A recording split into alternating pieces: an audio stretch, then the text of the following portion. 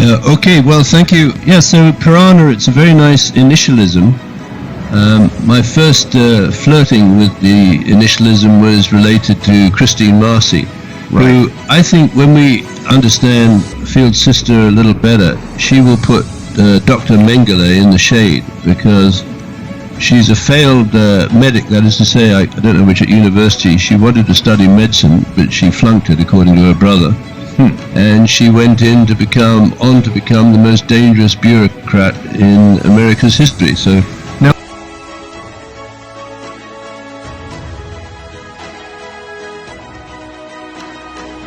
1988 with Christine Marcy. She called her brother in 1988 and said, "I got a problem, Field, because the airlines don't like shackling prisoners to the seat when they're going from Hawaii to the mainland. So I'm thinking of buying my own airline." She didn't tell Field that she had this stash of money in the Department of Asset Forfeiture Fund. But anyway, she went on, she bought her own airline, which is called Conair, the United States Justice Prisoner and Alien Transportation System, where Christine Marcy would be transporting the most dangerous men and women in the United States in and out of the country with a perfect alibi. Right.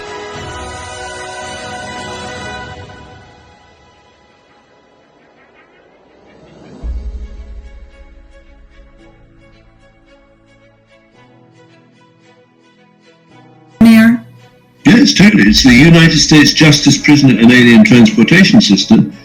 And now here's the truly scary part about Christine Marcy. She developed a prisoner medical services program.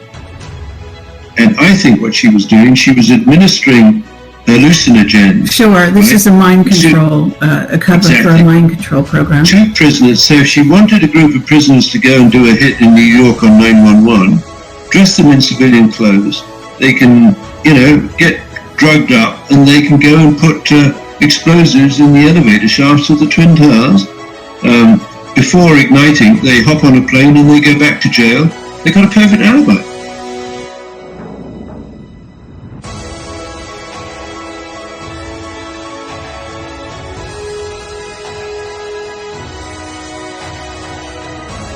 Associated with the four horsemen of the apocalypse. Wow. And the first one is Conair. And when you think about Conair, very conveniently created by Field McConnell's sister Christine Marcy, back in 1995, when you think about it, if I wanted to send a SWAT team anywhere in the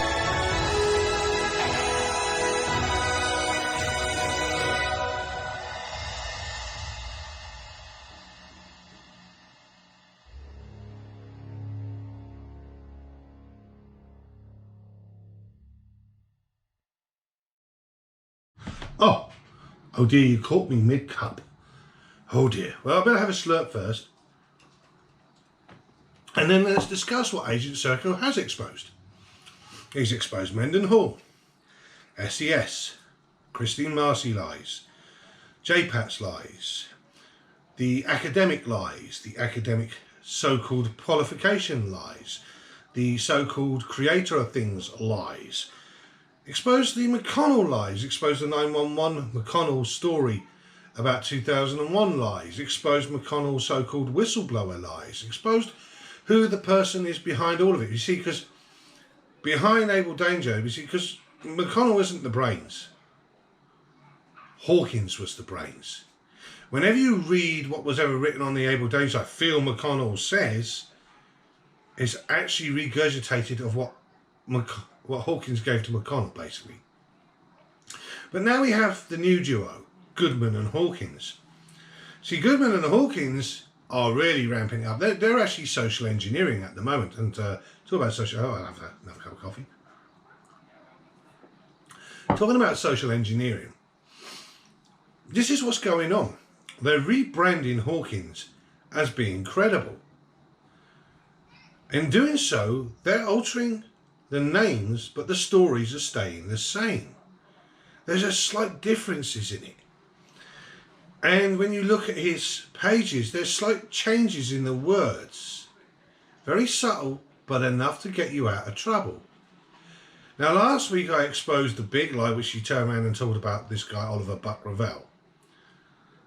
The fact that he was supposed to have rushed onto Heathrow Airport landing strip, took his 2 kids off the plane, when in fact his daughter-in-law was in America, he was in America, and his son was in America at the time of the crash, because his son had been there a week earlier. Yes, his son was meant to get on the plane, but he went a week earlier because his daughter-in-law obviously had an itch to scratch. We'll say no more. But this video today, what I'm about to show you, was from this episode from this week. And it's going to really open your eyes and expose the blatant lies being put right in front of you. They're brazen beyond belief. But the fact that it's this social engineering 101 is unbelievable. So without further ado, I'm going to carry on with my coffee and let's get on with it. So, let's begin. I told people that Hawkins was a compulsive liar. I proved this on numerous occasions. Today is no different, but today is going to be brilliant. It's going to blow your mind how arrogant this man is in his lying. He's either completely a Walter Mitty or he is a compulsive liar. This brings into conjunction also with Mr. Goodman, who's been protecting this guy all this time, as to what reasons. So let me begin this by taking us to the first 2 lies, and it doesn't take long. It's in the first minute of this video. Subscribestar.com/crowdsource the truth. Yeah, absolutely. So a little bit of history is in order. I arrived in British Columbia in 1992, having in the 1980s developed the world's first, in my opinion, artificial intelligence expert system facility for ground truthing data in the oil industry. So, there are your 2 first lies. And what I'm going to do is now take you to the next page.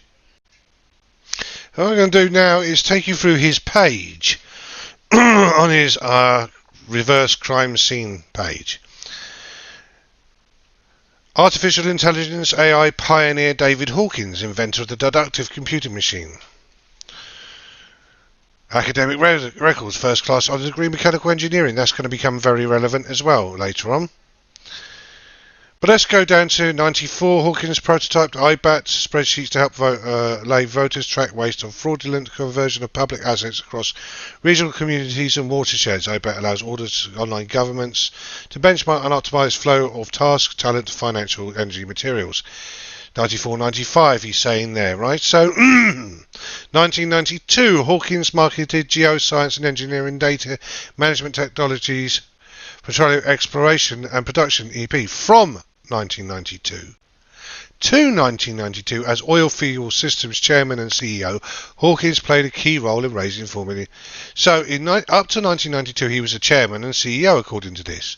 In 1992 he had marketed geoscience and engineering data management from. Interesting. Here we have company Oilfield Systems Limited, formerly Oilfield Expert Systems Limited, incorporated 7th of March. Now I'm going to take you to the directors. Mr. David Charles Hawkins.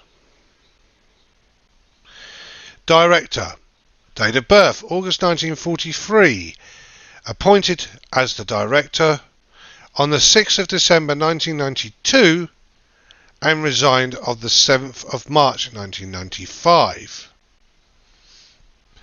Here is from my Bitter and Twisted video,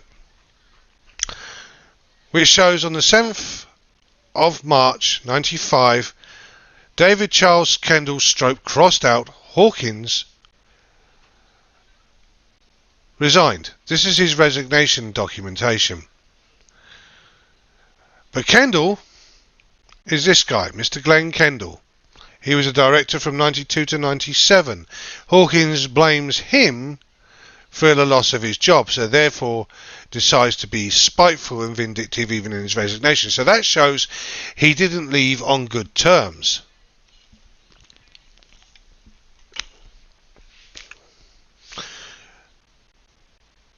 The next part of it, where he talks about oil field expert systems. Expert systems, a computer program that uses artificial intelligence methods to solve problems with specialized domain and ordinarily requires human expertise. The first expert system was developed in 1965. Well, hang on a minute. 1965, not 1981.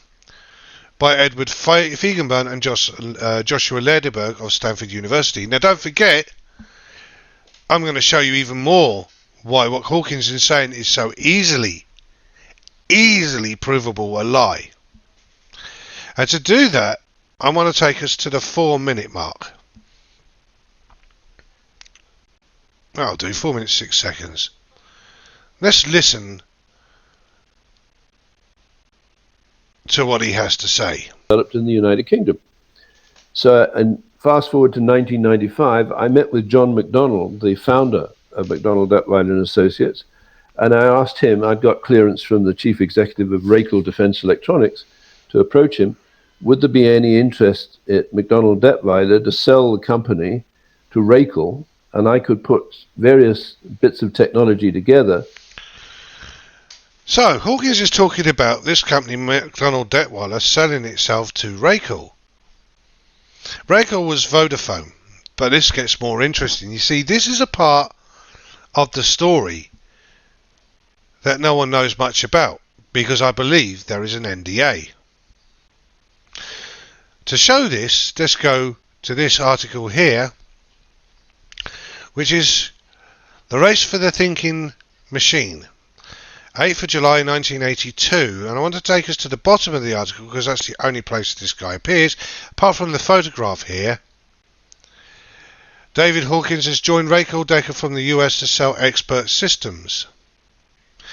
David Hawkins, who used to work in the US for the oil service firm Schlumberger, itself much interested in expert systems, has returned to the UK to run Rakel Decker's new business. He hopes to employ about 15 computer specialists by next year on expert systems, which he is certain he can help in the world of diagnosing diseases, working out the meaning of financial information, and calculating the likelihood of finding oil or other minerals from information provided by surveys. What I'd bring us to is this state of the line here. David Hawkins has joined Rakel Decker from the US to sell expert systems. In other words, Hawkins is marketing the product. This was in 1982. This is Rakel, the history of Rakel Electronics, and no mention at all. In 1981, Harrison was knighted, blah blah blah. 1985, Rakel began to suffer from a shakeout in the information technology industry. So basically, no mention at all of them leading the way in AI. You would have thought that would be the case, but why was that? Why was that? Well, let's go to this article here. He means to help reverse Britain's drain of computer talent, the Christian Science Monitor. David Hawkins has attempted to prove the transatlantic brain drain in computing skills can be put into reverse gear. Mr. Hawkins, a graduate in mechanical sciences at Cambridge University. Now, remember what I said about earlier on his bloviated page. First class honours degree in mechanical engineering at Cambridge University.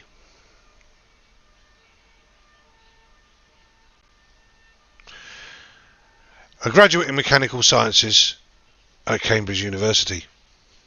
You see, he did his degree, his Bachelor of Arts in Industrial Management, because we know what it is, because we've spoken to Queen's College, Cambridge, under the roof of the mechanical sciences, because that's where he started out on, and he completed the first tripos, which we got a first in, and that was what got him onto the fast track to do the industrial management. The computer entrepreneur left his native, so now he's telling us he's a computer entrepreneur. Now we know Alan Sugar started out that way. But how is it Hawkins ended up picking up cigarette butts as a living if he was a computer entrepreneur? The computer entrepreneur left his native England 17 years ago to work for Schlumberger, the multinational oil services company. Eventually he wound up as a head of a project on advanced computing techniques at Schlumberger's research centre in Connecticut. I want you to take very important part of that. Here it's saying basically, it's implying that he was involved in computers all the way along. Back in 1981, Hawkins telephoned Sir Ernest Harrison, boss of Rayco, one of Britain's top electronic companies. Hawkins persuaded Harrison to set up a division of the company to specialise in artificial intelligence, with Hawkins as the head. For 2 years, Hawkins with a team of 9 worked away on a special computer programs for the oil industry. Take in mind that Rayco had nothing to do with it and doesn't know anything about the oil industry, this guy's coming in here talking about oil industry, because that's all he knows. With these programs called expert systems, non-oil specialists can interrogate computers crammed full of survey information, in this case data about geological structure or soil characteristics. Go to his documentation, the man machine, all about geological specialists, etc. Events didn't quite work out the way Hawkins expected. Rayco decided it did not want to sell these systems. Instead, it has regrouped the staff in the artificial intelligence divisions into other parts of the company. That didn't satisfy Hawkins, who was left to begin afresh, starting a new company, Oilfield Expert Systems, partly owned by Scientific Computers of Burgess Hill, Sussex. This is a bit here I want to list people to understand. I left Rayco amicably, said Hawkins. We both decided to concentrate on the areas that we know best. And let's now decipher that and now say exactly what that means. It means that Hawkins was basically asked to go because he produced nothing for 2 years that they pumped millions into. I've got other evidence on this, don't worry, because I'm waiting to see what Hawkins bloviates out his arse on this one, because basically Hawkins was sacked from Rayco. But don't forget, he's saying he's having to ask Rayco for permission. Or did he turn around to see if Rayco still had his information on him? Who knows? But we know that the 2 managers from Mercantile Detweiler and Associates would have phoned up the head of Rayco and said, do you know this guy, because I'm thinking about employing him in the investment of blah blah blah, this, that and the other. And so this guy from Rayco says, oh yeah, we know this guy, alright, he cost us millions. Bye. See ya, don't let the door hit you on the way out. We know that Rayco was taken over in 2000 by Thales, a French company. So these companies buy and sell each other out all the time. But I want to take us to this one. This is a very interesting article which was about the dog not barking, because Hawkins gave us another clue, because he talks about the the Deepwater Horizon incident. But here it is in 2010. Barbara Hollingsworth. This name you'll keep seeing cropping up with people like Dan Hanley, Phil McConnell, and obviously Hawkins here. Former Schlumberger employee who used to be responsible for the company's response to oil rig blowouts around the world says that whoever ordered the team of engineers off the Deepwater Horizon before they recorded the results of a cement bond log test is directly responsible for the ecological disaster in the Gulf of Mexico and the wrongful deaths of 11 people. The buck stops at the Schlumberger board of directors, David Hawkins told the Examiner, which at the time of the explosion included former Clinton Deputy Attorney General Jamie Gorelick, who is now representing BP. The New Orleans Times-Picayune quoted Schlumberger spokesman Stephen Harris as saying, BP never asked the Schlumberger crew to perform the acoustic test and sent its members back to Louisiana on a regularly scheduled helicopter flight at 11 a.m. So that was the cause of the thing, because basically BP was just doing its thing. But I didn't bring you to this article for that reason, to show that he's even getting that part wrong with what he's saying. But it does show that he was a wireliner, and that was what he was involved in learning how to do and deal with cement bond logs. This is the bit I want to talk about. This paragraph here. Hawkins said he resigned from Schlumberger in the 1980s after the company stopped promoting people with oil industry experience to its top management ranks and started parachuting in hedge fund managers, attorney and accountants to run the company instead. Anybody see the laughable bit here? Because don't forget, Hawkins for years said he was a forensic economist. Don't forget, McConnell's also a forensic economist. Obviously, become an airline pilot, you automatically become a forensic economist. But also, he was in a top management position within Schlumberger. Let's go back to that Christian thing there.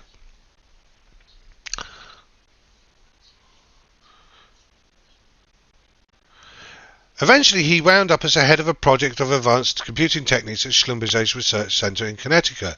So either he was the head of a department, which means he was getting promoted quite along very much, or he wasn't getting promoted. Do you see the contrast, what I'm showing you? Go to the Christian, put it side by side.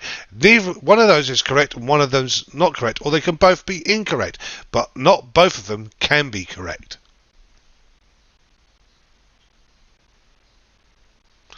Of course, the company was then which was set up with Venture Hills, and I believe it was in 1999. This article was then bought out and became independent in 1970, headed by Derek Cartwright, who has now sold his shareholdings to Vista and no longer sits on the board, but he will continue to act as a consultant.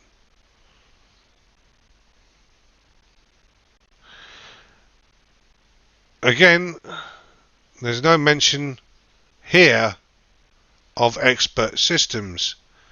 So it seems that Hawkins did a number on everybody. And just to prove it as well, in 1988, let's go here, the Chartered Institute for IT BCIS IT Awards 1973 to 1999. Remember, he kept saying that this Hesper got a gold award. 1981, 82, 85, 87. So there is no Hesper there. So what you're seeing here is a twisted and maniacal, deceitful, dishonest, malignant individual called Hawkins, who, for whatever reason, didn't get the job at Mercantile Detweiler and Associates, and then has now targeted them since then, accusing them of being involved in 911, accusing them of being involved in snuff movies, child pornography and everything else. Because basically, he's a failure and a fraud. And I've exposed it more and more each time. But this is actual proof going on. The fact that he conned his way into Raycall. He is a con man. He is very good at marketing and sales, and that's what he was good at. He was a salesman. Who else did we know like that? Oh, that's right. George Webb was another one that did that. So, I want us now to go to the 47-minute mark, because this bit I want to do at the end, so you can hear for yourself. 46:32, 46:57. So let's listen to what he's got to say now.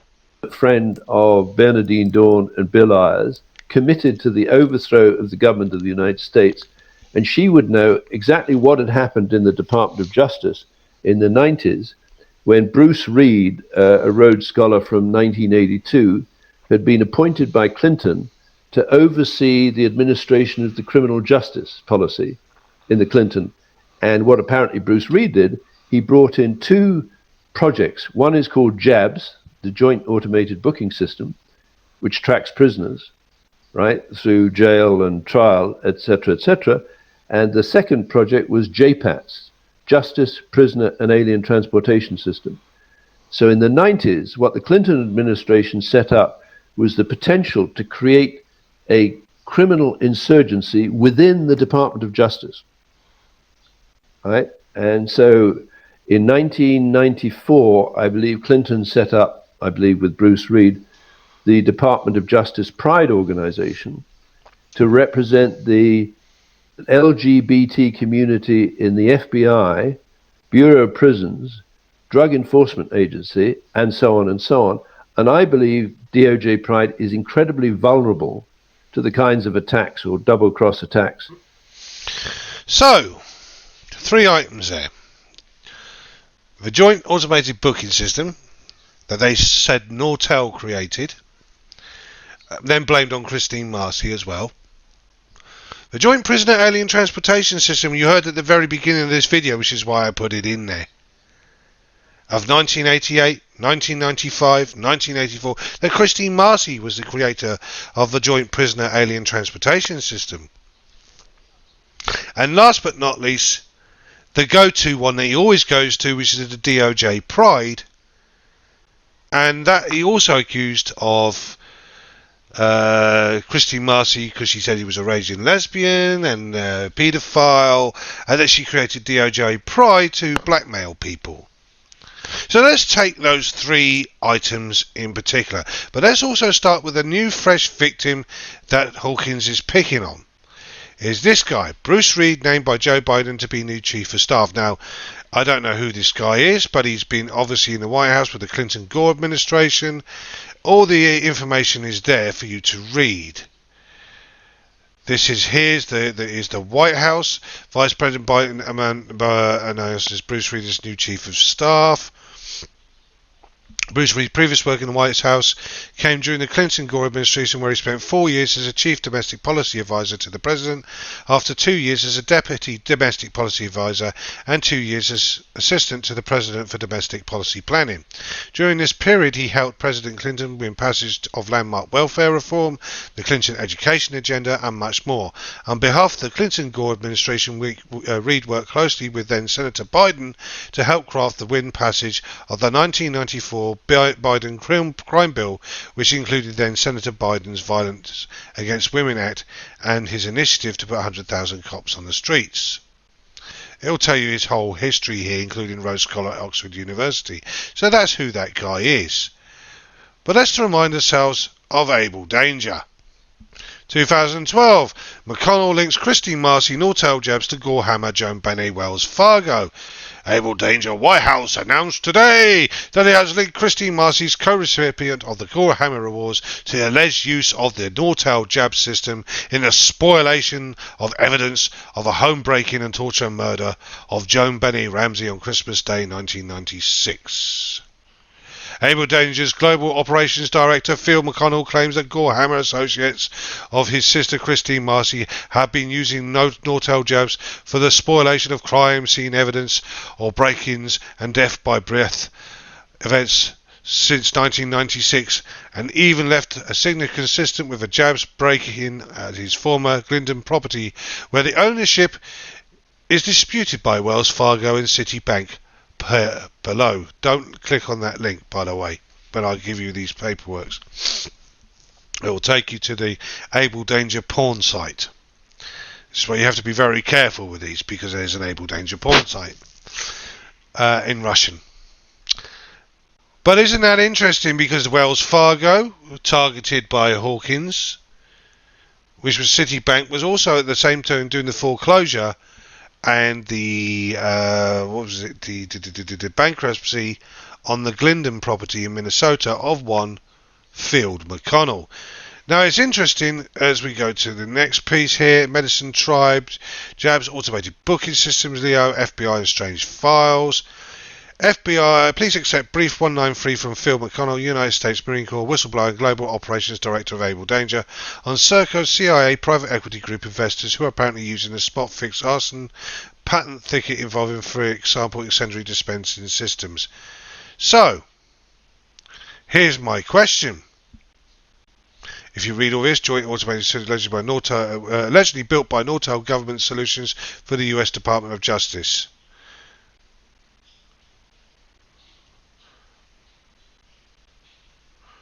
And this was written in 2018, 23rd of January.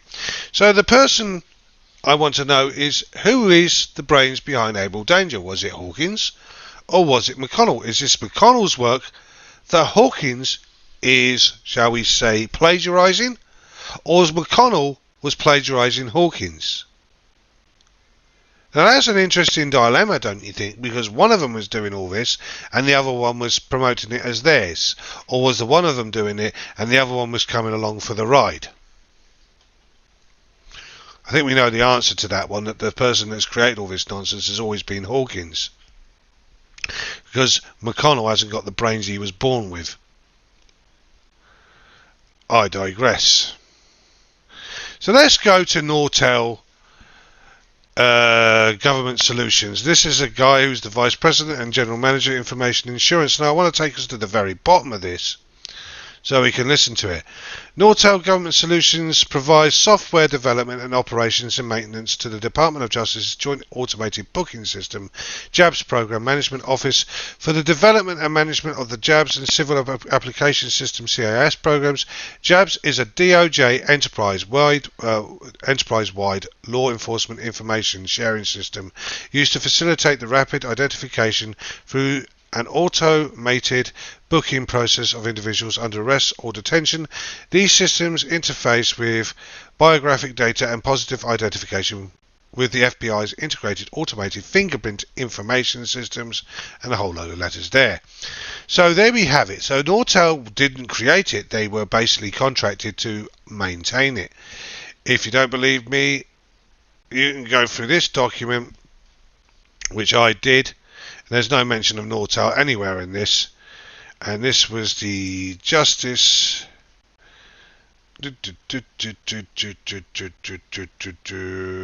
Management Department, and if we get to the top, that's it, Justice Management Division, the Joint Automated Booking System, and this was date originally approved 2002, date revision approved 2013, and it was written in 2012. So there's no mention of Nortel anywhere in there.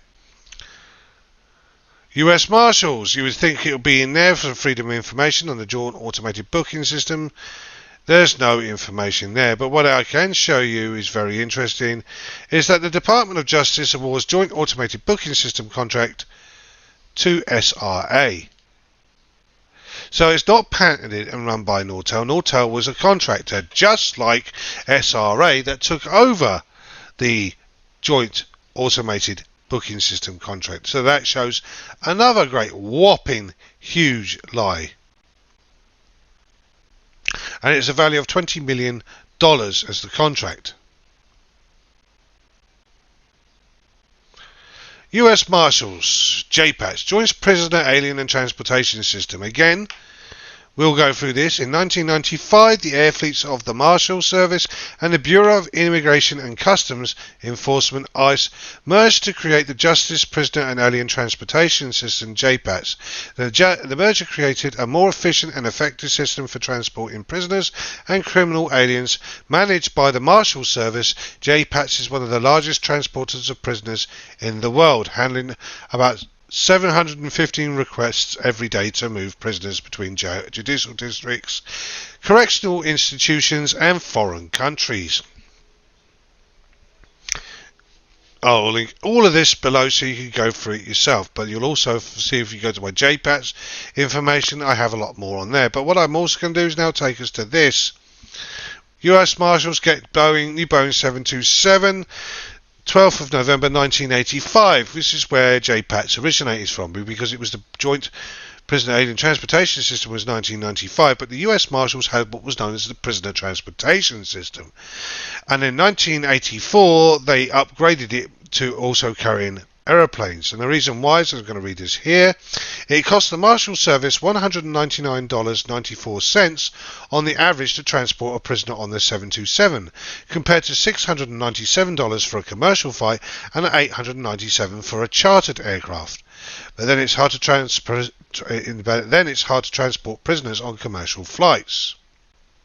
It's not very attractive to us because they want us to take the handcuffs off, and we're not very attractive to them as customers, says Charles Cohen, Chief Inspector with the Prisoner Transportation Division of the Marshal Service in Kansas City. Inside and out, it looks like a Boeing 727. You might take on a commercial flight. The seating is all the same and our passengers all wear jewellery, said John Wetmore, supervisor in the Seattle Marshal's office. In fact, the 727 was built for commercial use. Cohen said Boeing built the plane for Eastern Airlines in the late 1960s, but the Federal Aviation Administration bought it from Eastern as soon as it was off the assembly line. The FAA used the plane for the pilot training until it was turned over recently to the General Services Administration as surplus property, which made it available free to other federal agencies. The Marshals Services wasn't alone in wanting it. The Immigration and Naturalization Service and the military also had the eyes on the Boeing 727, Cohen said. I persuaded the GSA that our need was greater, he says. So the guy that was behind it was Charles Cohen of the US Marshals in Kansas City. Last but not least, the very famous one of the DOJ Pride. And the reason why I've got it on this award ceremony, because there's a very vital piece of information in here. It doesn't say Christine Marcy, it doesn't say Bruce Reed, but I'm going to give you something here. And this is called the James R. Douglas Award recipient, John Elias. The James R. Douglas Award recognises contributions to the work-life environment of the department's LGBT employees. Established in 1997, the award is named in honour of Jim Douglas, a founding member of the DOJ Pride, who died in 1996. Jim was an openly gay HIV-positive employee of the Justice Management Division for many years of his career in the federal government. So there you have it, one of the founding members. So that means there was more of them.